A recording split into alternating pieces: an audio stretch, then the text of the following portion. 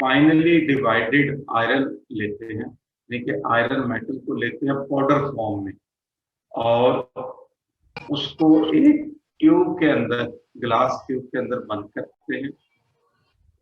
उसका टेम्परेचर जो होता है वो 200 डिग्री तक उसको हीट करते हैं और फिर उसमें कार्बन मोनोऑक्साइड गैस पास करते हैं अंडर 100 एटमॉस्फेरिक प्रेशर। तो हमें आयरन पेंटाकार्बोनाइल जो है वो मिलता है। एक मेथड ये है जिसको हम कहते हैं ये डायरेक्ट मेथड है कि फाइनली डिवाइडेड या हम पाउडर फॉर्म में आयरन को लेते हैं, इसको 200 डिग्री पे हीट करते हैं इन ग्लास ट्यूब और उसके बाद इसमें कार्बन मोनोऑक्साइड पास करते हैं 100 एटमॉस्फेरिक प्रेशर पे, तो हमें आयरन पेंटाकार्बोनाइल मिलता है। नंबर 2 जो है वो है बाई कार्बोनिलेटिंग आयरन आयोडाइड, या आप फेरस आयोडाइड लें या फेरस सल्फाइड लें, उसकी कार्बोनिलेशन करें। कार्बोनिलेशन का मतलब ये होता है कि उसमें कार्बन मोनोऑक्साइड को ऐड करें, तो हमें आयरन पेंटाकार्बोनाइल मिलता है। लेकिन उसके लिए शर्त ये होती है कि आपने किसी रिड्यूसिंग एजेंट को यूज करना, क्योंकि मेटल साल्ट के अंदर मेटल होती हैं ये हायर ऑक्सीडेशन स्टेट में होती है। जैसे ये फेरस आयोडाइड है, इसमें आयरन जो है ये पॉजिटिव 2 ऑक्सीडेशन स्टेट, और कार्बन मोनोऑक्साइड जब इसे पास करते हैं 200 डिग्री टेम्परेचर पर 200 एटमॉस्फेरिक प्रेशर, तो इसमें कार्बन मोनोऑक्साइड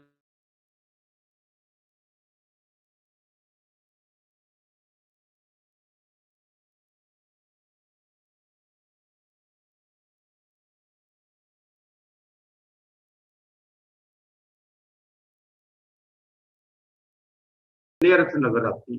तो इस वजह से प्योर एसिटिक एसिड को हम ग्लेशियल एसिटिक एसिड भी कहते हैं। तो आयरन पेंटाकार्बोनाइल को हम ग्लेशियल एसिटिक एसिड में डिजोल्व करते हैं, उसको अंडर यूवी लाइट उसकी स्टरिंग करते हैं, यानी कि उसमें मैग्नेटिक फ्लावर डाल के उसकी स्टरिंग करते हैं अल्ट्रा वायलेट रेडिएशन में। तो ये 2 मॉलिक्यूल इसके मिलते हैं, तो ये डाइमराइज होके Fe2CO9 बना देता है और साथ ही कार्बन मोनोऑक्साइड जो है ये बनती है। तीसरी इसकी जो प्रॉपर्टी है वो है वाटर लाइसिस, का मतलब होता है ब्रेकअप होना, यानी कि वो रिएक्शन जिनमें वाटर का मॉलिक्यूल ब्रेकअप हो जाए उसको हम कहते हैं ये हाइड्रोलिसिस। ब्रेकअप होके तो उसके जो कंपोनेंट होते हैं वो सल्यूट के कंपोनेंट के साथ मिले, उसे हम कहते हैं ये हाइड्रोलिसिस होता है। तो आयरन पेंटाकार्बोनाइल में अगर हम डाइल्यूट सल्फ्यूरिक एसिड डालते हैं जिसमें हमने वाटर डाला होता है, अच्छा ये अक्सर आपसे पूछा, जब भी किसी एसिड के साथ लफज डाइल्यूट लग जाता है ना, तो उससे मुराद होती है कि इसमें 50% पानी है और 50% एसिड होता है। जब भी एसिड के साथ लफज डाइल्यूट लगेगा तो उससे मुराद ये होगी कि उसमें 50% पानी है और 50% उसमें एसिड है। अगर पानी की कोई मिकदार डिफरेंट है, 50% से कम है या ज्यादा है, तो फिर बकायदा इसमें पानी है और कितने परसेंट सल्फ्यूरिक एसिड है। मतलब अगर लिखा होता है कि ये 40% सल्फ्यूरिक एसिड है, तो इसका मतलब है उसमें 60% पानी है और 40% उसमें सल्फ्यूरिक एसिड डिसॉल्व किया हुआ। तो जब सिर्फ लोकल डाइल्यूट लिखा हो तो उससे मुराद 50% पानी होता है और 50% उसके अंदर एसिड डाला होता है। तो जब हम आयरन पेंटाकार्बोनाइल में डाइल्यूट सल्फ्यूरिक एसिड डालते हैं तो ये हाइड्रोलाइज हो जाता है, साथ ही हाइड्रोजन गैस मिलती है, साथ ही कार्बन मोनोऑक्साइड गैस जो होती है ना ये निकलती है। नंबर 4 जो है वो है रिएक्शन ऑफ अल्कीन। अगर आप फेरस आयरन पेंटाकार्बोनाइल के ऊपर अल्कली को ऐड करते अल्कली आपको पता है वो बेस होती है जो पानी में हल हो जाए। ये अक्सर ये भी पूछा जाता है कि बेस और अल्कली में क्या फर्क है। बेस जिसको पानी में अगर डिजोल्व करें तो वो OH आयन दे सके, या पानी से हाइड्रोजन आयन को एक्सेप्ट कर सके, या वो किसी चीज को इलेक्ट्रॉन पेयर डोनेट कर सके, उसे हम कहते हैं ये बेस होती है। और कोई भी बेस जो पानी में सॉल्युबल होगी उसको हम अल्कली कहते हैं। तो इसका मतलब है हर अल्कली पानी में हल नहीं होती, लिहाजा हर बेस जो होती है ये अल्कली नहीं होती। तो आयरन पेंटाकार्बोनाइल को जब हम सोडियम हाइड्रोक्साइड से ट्रीट करते हैं, जो कि बेस भी है और अल्कली भी है, तो ये उसका सोडियम साल्ट बना देती है। तो ये बन जाता है सोडियम आयरन टेट्राकार्बोनाइल हाइड्राइड। इसमें से एक कार्बोनाइल निकलता है और आयरन के ऊपर नेगेटिव चार्ज आ जाता है और ये हाइड्राइड आ जाता है। हाइड्राइड इसके साथ मिलता है तो ये साल्ट बन जाता है। ये बन जाता है सोडियम आयरन टेट्राकार्बोनाइल हाइड्राइड, और साथ ही हमें सोडियम कार्बोनेट मिलता है, और साथ ही हमें जो है ये वाटर के मॉलिक्यूल मिलते हैं। इसके बाद नंबर 5 जो है वो है रिएक्शन विद अमोनिया। कि अमोनिया के साथ जब इसको हम रिएक्ट करते हैं वाटर की मौजूदगी में,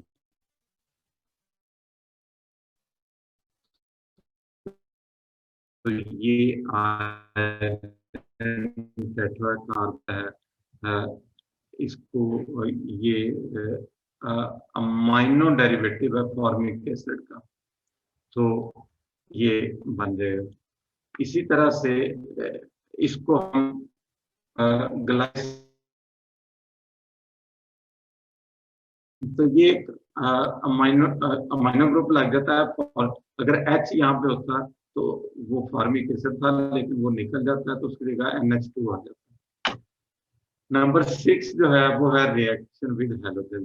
कि अगर आप आयरन पेंटाकार्बोनाइल को हेलोजन H2, X से मुराद क्लोरीन, ब्रोमीन, आयोडीन, और इनमें सबसे कम जो रिएक्टिव है वो क्लोरीन है, ब्रोमीन उससे ज्यादा रिएक्टिव है, आयोडीन सबसे ज्यादा रिएक्टिव है आयरन पेंटाकार्बोनाइल के साथ।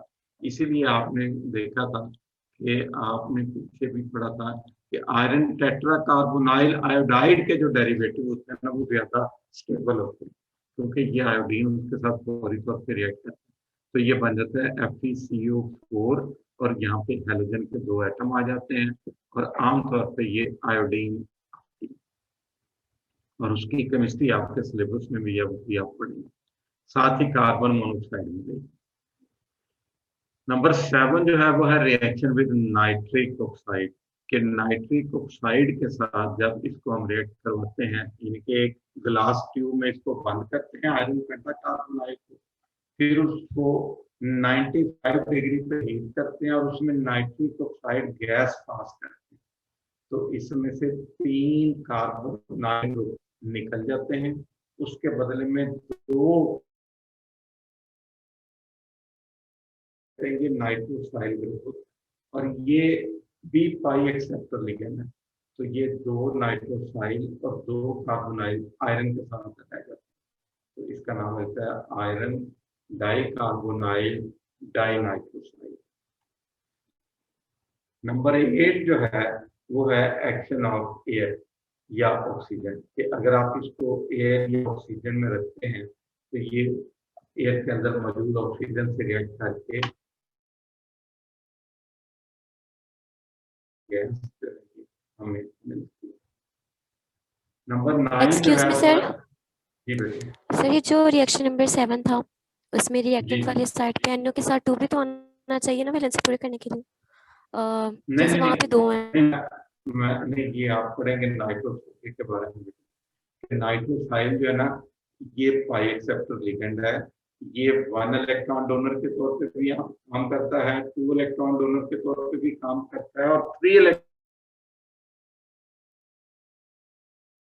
इलेक्ट्रॉन डोनर के तौर पे काम कर रहा है।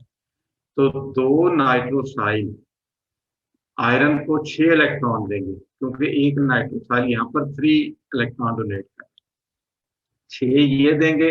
एक कार्बोनाइल 2 इलेक्ट्रॉन डोनेट करता है, तो 2 कार्बोनाइल इसको 4 देंगे। आयरन का अटॉमिक नंबर 26 है, तो 26 जमा 4 जमा 6, तो ये 36। Yes sir. ये इफेक्टिव अटॉमिक रोल को वे करते हैं। तो सर ये इक्वेशन आपके बैलेंस सिलेबस में करने के लिए, नाइट्रोसाइल भी, सर इक्वेशन बैलेंस करने के लिए ये लेफ्ट साइड पे लगेगा ना यहाँ two? 2 आएगा, यहाँ 2 लगेगा, सॉरी ये मिस हो गया, यहाँ 2 लगेगा बेटे। तो ये आपके, इसकी केमिस्ट्री आपके सिलेबस में है, जब आप पढ़ेंगे तो इसकी डिटेल भी आप पढ़ेंगे। Okay number sir. 9 जो है वो है रिएक्शन विद अमीन्स, कि अगर आप इसको अमीन्स के साथ, अमीन से मुराद होती है अमोनिया या उसके डेरिवेटिव, उससे रिएक्ट करते हैं तो हमें डिफरेंट कंपाउंड मिलते हैं। मसलन ये EN एब्रीविएशन होता है एथिलीन डायमीन का, कि एथिलीन में CH2 डैश CH2 फिर NH2 लगा होता है, यानी कि दोनों तरफ राइट पे भी और लेफ्ट पे, दरमियान में CH2 होता है, इसको एथिलीन डायमीन कहते हैं, और ये बाइडेंटेट लिगेंड होता है। तो ये आयरन पेंटाकार्बोनाइल के साथ मिलता है ना, तो ये एक, कि जब हम 2 या 2 से ज्यादा रिएक्टेंट को आपस में रिएक्ट करवाएं, तो उनमें कोई ना बॉन्ड टूटे ना बॉन्ड बने, जस्ट उनके दरमियान वीक अट्रैक्टिव फोर्सेस की वजह से वो दोनों रिएक्टेंट एड अप हो जाएं, तो उसको हम कहते हैं ये अडक्ट होती है। तो ये आयरन पेंटाकार्बोनाइल एथिलीन से जब मिलता है तो ये एक अडक्ट बन जाती है, इनके दरमियान ना वीक अट्रैक्टिव फोर्सेस बन जाती है। इसी तरह दूसरा जो रिएक्शन है वो है पिरिडीन। पिरिडीन आपको पता है बेंजीन की तरह रिंग होता है, और उसमें एक नाइट्रोजन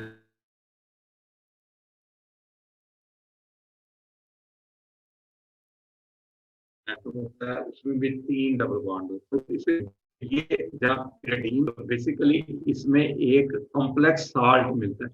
कॉम्प्लेक्स साल्ट उसको कहते हैं जिसमें जो कैटायन होता है वो भी मेटल का कॉम्प्लेक्स होता है, और जो एनायन होता है वो भी मेटल का कॉम्प्लेक्स होता है, उसको हम कहते हैं ये कॉम्प्लेक्स साल्ट होता है। तो इसमें आप देखेंगे कि इस आयरन के साथ 6 पिरिडीन के मॉलिक्यूल लगे हुए हैं, और ये आयरन पॉजिटिव 2 स्टेट में है। पिरिडीन चूंकि न्यूट्रल मॉलिक्यूल है, तो इस यहाँ पर पॉजिटिव 2 चार्ज है, और ये Fe4CO13 है। 3 आयरन की वैलेंसी 0 होती है, एक आयरन की -2 होती है। कार्बन मोनोऑक्साइड ये क्योंकि न्यूट्रल है, तो एक आयरन के ऊपर -2 चार्ज की वजह से इसके ऊपर ओवरऑल -2 होगा। तो पिरिडीन वाले पे +2 है, इस पर -2 है, तो ये एक दूसरे को बैलेंस करते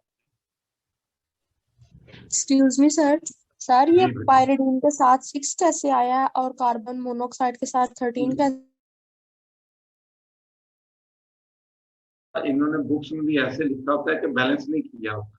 तो इसमें जब आप यहाँ पर 4 से इसको आयरन वाले को मल्टीप्लाई करेंगे, इधर 4, और पिरिडीन के साथ 6 लिखेंगे ना, तो फिर बाकी आप देखेंगे कि जितने कार्बन मोनोऑक्साइड, क्योंकि ये 20 कार्बन मोनोऑक्साइड है इधर बन जाएंगे, तो 7 कार्बन मोनोऑक्साइड जो है ना वो इसमें से निकल जाएंगे। ठीक, नेक्स्ट जो है वो आ जाता है reaction with metallic and non metallic halides, कि जो मुख्तलिफ मेटल के हैलाइड्स हैं, क्लोराइड भी हो सकते हैं, ब्रोमाइड भी हो सकते हैं, अपेटाइड भी हो सकते हैं। जब ये आयरन पेंटाकार्बोनाइल से रिएक्ट करते हैं ना, तो ये उसको ऑक्सीडाइज कर देते हैं, क्योंकि ये सारे ऑक्सीडाइजिंग एजेंट के तौर पे काम करते हैं और खुद ये रिड्यूस हो जाते हैं। जैसे ये कॉपर क्लोराइड है, ये मेटेलिक क्लोराइड, तो ये उसके साथ रिएक्ट करेगा तो ये FeCl2 बन जाएगा। आयरन यहाँ पे 0 वैलेंट स्टेट में था, और यहाँ पर यह आयरन +2 में आ गया, क्योंकि एक क्लोराइड में -1 होता है, 2 पे -2। तो आयरन जो है ये 0 से +2 में जा रहा है, इसका मतलब है ये ऑक्सीडाइज हो रहा है। और यहाँ पे क्यूप्रिक क्लोराइड कॉपर +2 में था, अब ये रिड्यूस होकर क्यूप्रस क्लोराइड में आ रहा है, क्योंकि ये भी डाइमर है। तो ये +1 में कॉपर आ रहा है, तो कॉपर आयरन की ऑक्सीडेशन हो रही है। इसी तरह ये टिन क्लोराइड है, ये भी एक मेटल क्लोराइड है, टिन क्लोराइड। तो ये भी रिएक्ट करेगा तो इसके साथ आयरन टेट्रा कार्बोनाइल क्लोराइड बनेगा। यहाँ पे टिन +4 में है क्योंकि ये 4 क्लोराइड है, और यहाँ पे ये स्टेनस क्लोराइड है, SnCl2 आ गया। तो यहाँ पर टिन जो है ये +2 स्टेट में, तो यहाँ पर भी टिन की रिडक्शन हो गई। और साथ इसी तरह ये है एंटीमनी पेंटाक्लोराइड। एंटीमनी को ना स्टीबियम कहते हैं। स्टीबियम जो है ना ये लेटन नेम है, स्टीबियम।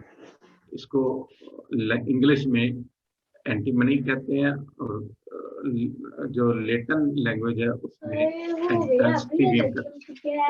स्टीबियम जो है ये +5 स्टेट में है, तो ये स्टीबियम पेंटाक्लोराइड बन गया। तो ये जब आयरन पेंटा कार्बोनाइल से रिएक्ट करेगा तो ये FeCO4 ये Cl2 बन जाएगा। और स्टीबियम जो है एंटीमनी ये +5 से यहाँ +3 में आ जाएगा, तो ये स्टीबियम क्लोराइड बन जाएगा, SbCl3। यहाँ क्लोराइड 5 थे क्योंकि एंटीमनी पर +5 पे आ गया, और यहाँ पे जो है एंटीमनी के ऊपर जो चार्ज है वो +3 आ गया। इसी तरह से आयरन पेंटाकार्बोनाइल को जब हम, ये होता है SO2Cl2, इसको कहते हैं सल्फोराइल क्लोराइड। इसका नाम है सल्फोराइल क्लोराइड। इसके साथ रिएक्ट करेगा तो ये आयरन FeCl2 आयरन से मिल जाएगा। चुप करो बेटे, ये आवाज नहीं जरा। ये आयरन पेंटाकार्बोनाइल जब सल्फोराइल क्लोराइड से रिएक्ट करेगा तो ये सल्फर डाइऑक्साइड साथ रिलीज होगा। तो इसमें सल्फर डाइऑक्साइड की रिडक्शन हुई है, जबकि फेरस की ऑक्सीडेशन हुई है कि आयरन जो है वो 0 से +2 स्टेट है। तो ये इसके केमिकल रिएक्शन है। इसके बाद इसका स्ट्रक्चर आ जाता है। आप इसका स्ट्रक्चर देखें, ये बड़ा इंटरेस्टिंग है। आयरन पेंटाकार्बोनाइल जो है ये आपको पता है कि इसमें इस पर कोई चार्ज नहीं है, 5 कार्बोनाइल लगे। कार्बोनाइल है ना, ये टर्मिनल कार्बोनाइल, क्योंकि वो एक ही मेटल से अटैच है। तो ये 4s2, इसका एटॉमिक नंबर होता है 26। इसके वैलेंस शेल में आएगा 4s2 में 2 इलेक्ट्रॉन है, 3d में 6 हो जाएंगे, और ये 0 4p में 0, क्योंकि यहाँ तक 20 इलेक्ट्रॉन है। और अब चूंकि ये पार्शली फिल्ड है, ये कंप्लीटली फिल्ड हो गया, ये हाई एनर्जी में लिखेंगे आप। ये 4s2 बाद में आएगा, तो ये 3d में 6 इलेक्ट्रॉन है। अब चूंकि आयरन निकलेंगे नहीं, और फिर यहाँ पे आप एक फिक्रा लिखेंगे कि since carbon monoxide is a strong field ligand, it will pair up the unpaired electron. तो कार्बन मोनोक्साइड क्योंकि स्ट्रॉन्ग फील्ड लिगेंड है, वो इनको पुश करके पेयर अप कर देगा। तो ये 4 इलेक्ट्रॉन जो है ना, ये वाले अनपेयर्ड, ये इन 2 में आ जाएंगे, और ये 2 जो इलेक्ट्रॉन है वो इसमें आ जाएंगे, ये खाली हो गया। अब ये खाली हो गया है, 4s खाली है, और p के 3 और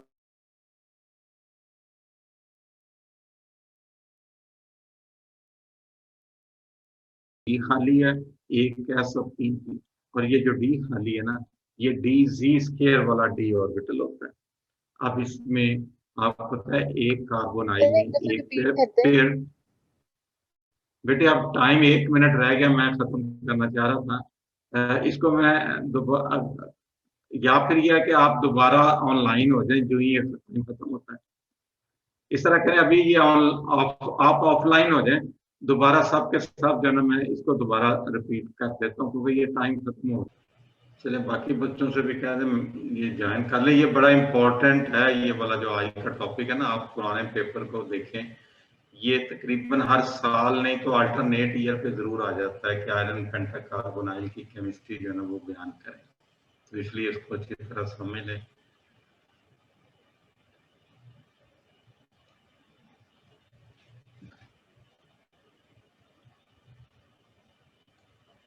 सर जी बेटा। सर 7B के जो कार्बोनाइल्स है वो हमारे सिलेबस में नहीं है। किसके? 7B के कार्बोनाइल्स, 7B ग्रुप के कार्बोनाइल्स। 7B सर में कौन सी मेटल? हाँ जी सर मैंगनीज है, मैंगनीज, टंगनीशियम, इस तरह के कार्बोनाइल्स है, वो आपने स्किप कर न्यूक्लियर में आएगा Mn2CO10, सिर्फ वो आपका सिलेबस में शामिल है, वो हम पढ़ेंगे जब ये मानो न्यूक्लियर खत्म हो जाएगा ना। मानो न्यूक्लियर में हम एक और पढ़ेंगे निकल टेट्रा कार्बोनाइल ना, तो उसके यस बाद सर। फिर हम डाई न्यूक्लियर की चले जाएंगे। फिर हम ओके सर। तो बेटे मैं शुरू करने लगा हूँ बेटे। ग्रुप में मैसेज कर दें कि ज्वाइन कर ले, ताकि अगर किसी को नहीं समझ आई तो फिर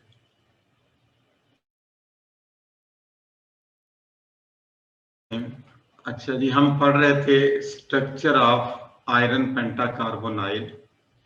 आपको पता है कि आयरन पेंटाकार्बोनाइल में एक ही एटम है, मेटल एटम आयरन, लिहाजा इसमें जो 5 के 5 कार्बोनाइल हैं इनको हम कहेंगे कि ये जो है ये मोनो न्यूक्लियर मेटल कार्बोनाइल है, जिसमें 5 के 5 कार्बोनाइल टर्मिनल कार्बोनाइल हैं जो उसके साथ अटैच हैं, और ये ओवरऑल न्यूट्रल कॉम्प्लेक्स है।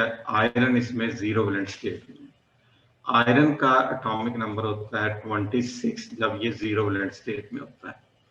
तो 26 का मतलब होता है कि अगर आप 1s2 2s2 इस तरह शुरू करेंगे तो 4s2 आ जाएंगे, क्योंकि फिलिंग से पहले जब 4s खाली था ना तो इसकी एनर्जी 3d से कम होती है, तो ये पहले फिल होगा। तो जब इसमें 2 इलेक्ट्रॉन आ जाएंगे तो इसके 20 पूरे हो जाएंगे। बाकी जो 6 इलेक्ट्रॉन है वो 3d में आ जाएंगे। 4p जो है ये वेकेंट होगा। तो ये उसका वैलेंस शेल का कॉन्फ़िगरेशन। और जब ये 4s फिल हो जाता है, इसमें 2 इलेक्ट्रॉन पूरे हो जाते हैं, जबकि 3d पार्शियली फिल्ड है, तो 4s की एनर्जी में लिखेंगे 3d को फिर पहले लिखेंगे, तो ये आ जाएगा 3d में ये 6 इलेक्ट्रॉन है, इसमें 2 है, बाकी ये 4 है। 4s में ये 2 इलेक्ट्रॉन है, 4p में कोई इलेक्ट्रॉन नहीं, ये फारग है। अब क्या होगा कि इसके अंदर इलेक्ट्रॉनिक रीअरेंजमेंट होगी। यहाँ पे आप लिखेंगे कि carbon monoxide is a strong field ligand, it will pair up the unpaired electron. उसकी वजह ये होती है कि एक तो आपने पढ़ा था कि किसी भी मॉलिक्यूल का हम स्ट्रक्चर पहले स्टडी करते हैं एक्सरे से या इलेक्ट्रॉन डिफ्रैक्शन मेथड से, उसके बाद फिर उसको हम डिफरेंट थ्योरी से एक्सप्लेन करते हैं। तो जब इसका एक्सरे से स्ट्रक्चर देखा गया तो ये पता चला इसका स्ट्रक्चर ट्राइगोनल बाइपिरामिडल होता है। अब ट्राइगोनल बाइपिरामिडल के लिए जो हाइब्रिडाइजेशन होती है ना वो होती है DsP3, देखिए जिसमें एक D, एक S और 3 P जो होते हैं ना, ये हाइब्रिड ऑर्बिटल चाहिए ताकि जिनमें ये 5 कार्बोनाइल अपने इलेक्ट्रॉन पेयर डोनेट कर सकें। तो आप लिखेंगे क्योंकि सिंस कार्बन मोनोऑक्साइड जो है ये एक स्ट्रॉन्ग फील्ड लिगेंड है, ये अनपेयर्ड इलेक्ट्रॉन को पेयर अप करेगा। तो जब ये पेयर अप करेगा तो ये 6 इलेक्ट्रॉन जो है ये पेयर अप होकर ये 3 d ऑर्बिटल को ऑक्यूपाई कर लेंगे, और जो 4s वाला है इसको पुश करके ये 4d इसमें 3 एक D भी खाली हो गया और 3 P भी खाली हो गया। तो चूंकि 5 कार्बोनाइल ने 5 पेयर डोनेट करने थे, इसलिए हमें 5 वेकेंट हाइब्रिड ऑर्बिटल चाहिए। तो अब ये 5 अवेलेबल हैं जिनमें एक D है, एक S है और 3 P। अब चूंकि हमें पता है, एक्सरे से हमने ऑब्जर्व किया है कि इसकी जो ज्योमेट्री बनती है वो होती है ट्राइगोनल बाइपिरामिडल, और ट्राइगोनल बाइपिरामिडल के लिए जो हाइब्रिडाइजेशन होती है वो DsP3 होती है, और इसमें जो d ऑर्बिटल हाइब्रिडाइज हो रहा होता है ना, उसे हम कहते हैं ये DZ² होता है, जिसको DZ² भी कहेंगे, वो वाला d ऑर्बिटल हाइब्रिडाइज करता है। तो एक d, एक s और 3p हाइब्रिडाइज करेंगे तो ये हमें 5 वेकेंट हाइब्रिड ऑर्बिटल मिलेंगे। इन पांचों को ये 5 कार्बोनाइल इलेक्ट्रॉन के पेयर डोनेट करेंगे, और फिर जब हम इसका IR स्टडी करते हैं तो हमें ये पता चलता है कि इसमें जो 2 कार्बोनाइल हैं वो टर्मिनल कार्बोनाइल स्ट्रक्चर A वाले हैं, वो सिर्फ इसके साथ सिग्मा बॉन्ड बनाते हैं, और 3 जो कार्बोनाइल हैं वो कार्बोनाइल हैं जो इसके साथ थ्रू पाई बॉन्ड जो है ना वो अटैच होते हैं, सिग्मा बॉन्ड भी होता है और पाई बॉन्ड भी होता है। उनको हम कहते हैं ये टर्मिनल कार्बोनाइल है, बी वाले टर्मिनल का। तो ये जो 5 d ऑर्बिटल वेकेंट थे, ये 2 जो बॉन्ड बने हैं कार्बन मोनोऑक्साइड के, जिनमें कार्बन ऑक्सीजन ट्रिपल बॉन्ड है, ये मेटल को सिर्फ इलेक्ट्रॉन पेयर डोनेट करेंगे थ्रू सिग्मा बॉन्ड। तो यहाँ पे आप एरो शो कर सकते हैं, यहाँ पे एरो।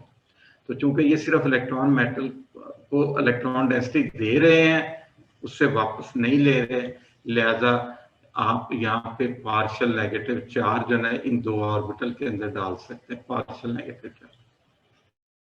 और चूंकि ये इलेक्ट्रॉन डेंसिटी शिफ्ट हो रही होती है ऑक्सीजन से कार्बन और कार्बन से आयरन को, लिहाजा हम इसके ऊपर ऑक्सीजन पर इलेक्ट्रॉन की कमी आ जाती है, इस पर पार्शियल पॉजिटिव चार्ज लिख देते हैं। मेटल पर इलेक्ट्रॉन डेंसिटी बढ़ जाती है, इस पर पार्शियल नेगेटिव चार्ज लिख देते हैं। तो ये करते हैं। तो उसके बाद जो है ये 3 जो कार्बोनाइल हैं वो मेटल को ये 3 पेयर देंगे थ्रू सिग्मा बॉन्ड, ये वाले, ये एक, ये दूसरा, ये और तीसरा, ये थ्रू सिग्मा बॉन्ड देंगे। और ये जो मेटल के जो फील्ड d ऑर्बिटल ये 3, इनके साथ ये बैक बॉन्डिंग करेंगे, ये एक, ये तीनों d पाई p पाई बॉन्ड भी बनाएंगे। तो यहाँ पे फिर आपने कार्बन ऑक्सीजन डबल बॉन्ड लिखना है। यहाँ पे ट्रिपल था जो टर्मिनल A वाले थे, और ये टर्मिनल B वाले हैं जिनमें d पाई p पाई बॉन्ड भी बन रहे हैं और सिग्मा बॉन्ड भी बन रहे हैं। इन दोनों के साथ, ये बल्कि पांचों के साथ आपने सिग्मा बॉन्ड लगा देना। तो ये इसका ओवरऑल इलेक्ट्रॉनिक कॉन्फ़िगरेशन होगा जब ये मॉलिक्यूल बनेगा FeCO5 का। तो इसमें आप देखें कि इसके अंदर तमाम इलेक्ट्रॉन पेयर होंगे, और इसकी ज्योमेट्री ये होगी कि ये आयरन है, इसके साथ ये 2 जो कार्बोनाइल हैं ये टर्मिनल A वाले हैं जिनमें कार्बन ऑक्सीजन ट्रिपल बॉन्ड है, ये सिर्फ सिग्मा बॉन्ड बनाएंगे। और ये 3 जो कार्बोनाइल है ये वो हैं जो स्ट्रक्चर B वाले टर्मिनल कार्बोनाइल वो हैं, ये सिग्मा बॉन्ड भी मेटल के साथ बना रहे हैं, और साथ ही साथ यहाँ पर ये पाई बॉन्ड को जाहिर करेगी तीनों के साथ। और ये जरूरी नहीं है कि आप तीनों ये इधर बना दें, ये बेशक ये जो टर्मिनल B वाले हैं वो इधर बना दें, ये वाले दोनों इधर बना सकते हैं। तो ये इससे कोई फर्क नहीं पड़ेगा कि आपने टर्मिनल A वाले कहाँ पे लगाए हैं या टर्मिनल B वाले कहाँ पे लगाए हैं। तो ये जो ज्योमेट्री होती है इसको कहते हैं ये ट्राइगोनल बाई पिरामिडल होती है। ट्राइगोनल मीन जिसमें 3 कॉर्नर हों, और बाई पिरामिड मीन जिसमें 2 मीनार, ऊपर और नीचे 2 मीनार होते हैं। इसको एब्रीविएट करते हैं TBP से, ट्राइगोनल बाई पिरामिडल होता है। तो ये जो 2 एक्चुअली बॉन्ड होते हैं ना, ये जो DZ² ऑर्बिटल होता है ना, उसकी वजह से ये अलोंग Z एक्सिस जो होता है ना ये बॉन्ड बनता है। तो ये इसकी जो ज्योमेट्री है इसको हम कहते हैं ये ट्राइगोनल बाई पिरामिडल ज्योमेट्री है। और इसमें आप देखेंगे कि चूंकि ये मॉलिक्यूल जो है इसके अंदर तमाम इलेक्ट्रॉन पेयर्ड फॉर्म है, लिहाजा ये डायामैग्नेटिक होगा। ये स्पेलिंग जरा इसका ठीक कर लें, ये डायामैटिक लिखा गया है, ये डायामैग्नेटिक है कि इसके अंदर तमाम इलेक्ट्रॉन पेड फॉर्म में है। इसको जब हम मैग्नेटिक फील्ड के अंदर रखते हैं तो ये स्लाइटली उसकी रिपेल होता है, अट्रैक्ट नहीं है। तो ये है इसका स्ट्रक्चर। तो आज